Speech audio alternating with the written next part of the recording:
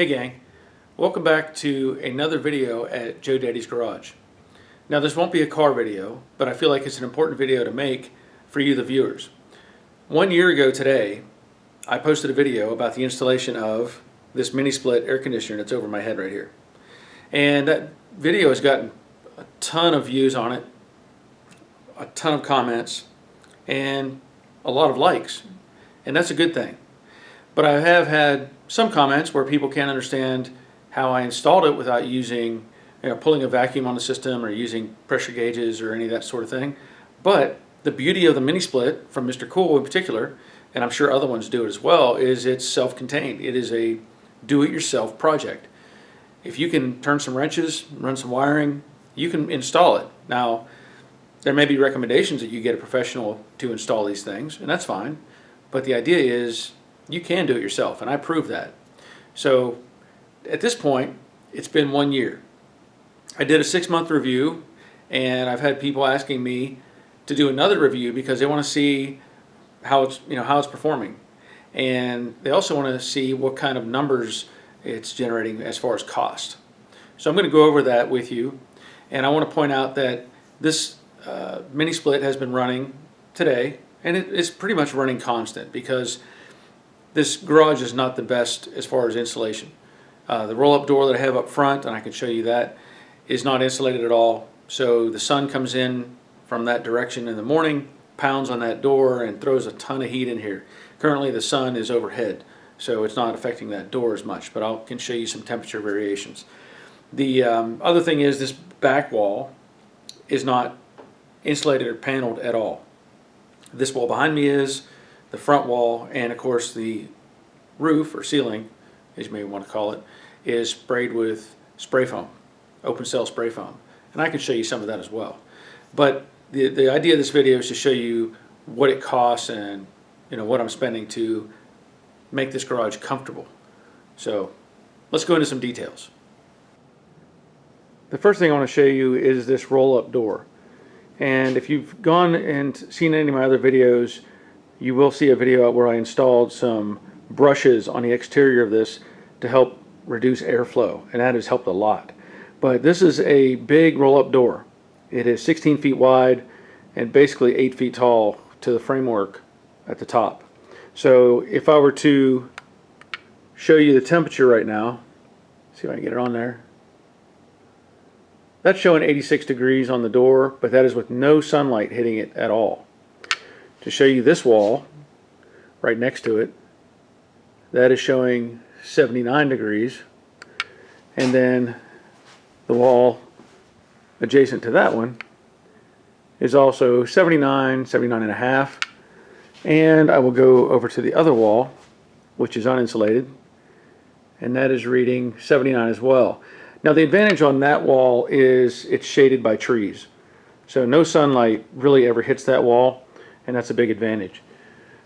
As I said before, this has been spray foamed. If I show you that, that's showing 82, 83 degrees, 84. So you're going to get some heat, obviously, but it's reduced quite a bit. I also can tell you that the temperature on my back porch currently in a shaded area is 94 degrees. Let me show you one other area. Now this is where I have my paint booth. And this area does not receive any air conditioning currently. And I have a thermometer back here, and that one is showing 80 degrees on that one. But I can feel the humidity back here and quite a bit of difference between the two. We'll go back out here where I have another thermometer, and this one's reading 76. Maybe 75, probably 75. Okay, so the output is, there's 47, 48, 46, depending where I hit it on the vanes inside. So that's pretty darn good. And that's, really helping keep this cool in here and also keep the moisture down in this space. Now I also want to point out that this garage is 24 by 36, and the ceiling is almost 12 feet. So this is a really huge space to try to keep warm or cool down. So just keep that in mind as well. And now I want to show you the costs that I've incurred with using this unit. What I've done is I've printed off the billing cycle for basically the last 2 years. So I've started with the date of 7/21/17, and if you look at the numbers, this is per month. This was my average. So you can see the cost. After 12 months, there was a total $544.40 and $45.36. Now I do want to point out that along with the garage being on its own independent meter, I also have we have a hot tub that seats 6 people, and this hot tub is operated off of this same meter. So you kind of have to adjust somewhat for that hot tub, because obviously it's going to draw energy as well, and kind of vary the rates or the numbers a little bit. But still, my average is $45.36 per month, and that's before I installed the mini split. So there you go. Now, this is January 23rd, 2018. This is basically the first week after I installed the mini split, and so the numbers aren't going to change much because I didn't have it. I don't think I had it fully operational at that point, and this number may be skewed a little bit. It may be behind a few weeks or something. So here it is, $44.84. The next month was $89.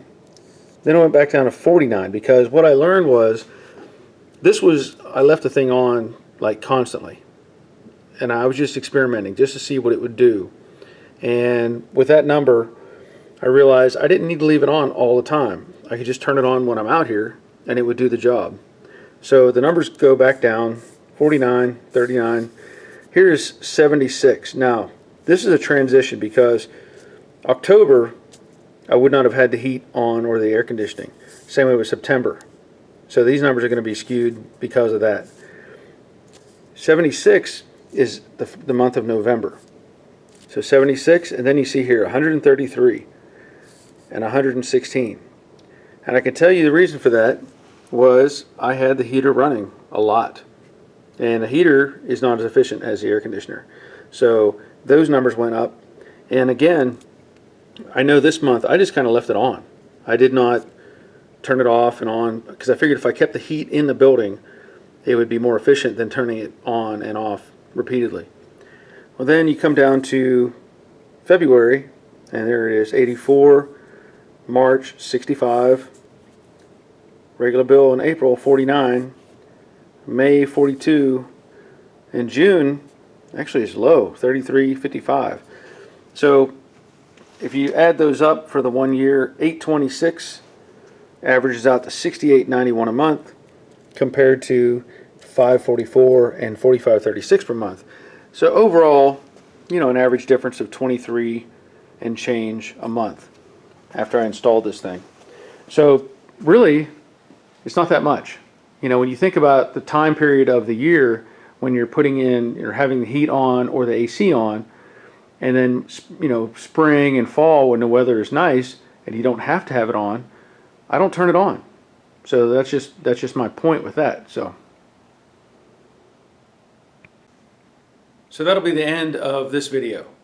I hope it was informative. I hope it gives you some ideas as to what to expect with your unit. Now again, prices will vary or costs will vary, let's say, because I live in Georgia where it's hot, and the winters aren't as harsh as in a lot of other places. And I know these are limited as to what kind of temperature range they can operate through. So just keep that in mind. And if you're interested, I will try to post a link to the Mr. Cool unit on this video. And also I may post some other links on there as well. So if you want to check those out, go ahead and see if they interest you. As usual, thanks for watching. Thanks for being a fan. Thanks for being a subscriber. I appreciate you being here, and I look forward to sharing more videos with you soon. But until that time, take care of yourselves.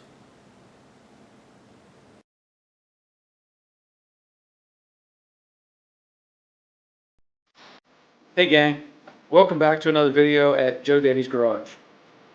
Today is the 1 year anniversary of the installation of the mini split air conditioner from Mr. Cool. I get that right. Just go straight up. Just go straight up.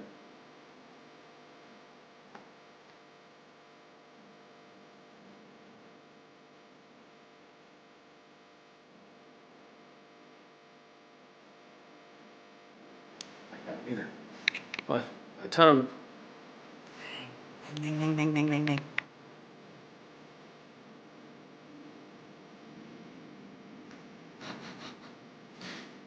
ask questions about the video.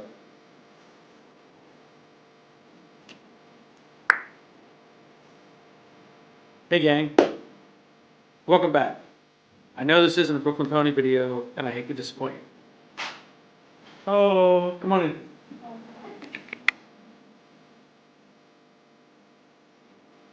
Tatonka, Tatonka.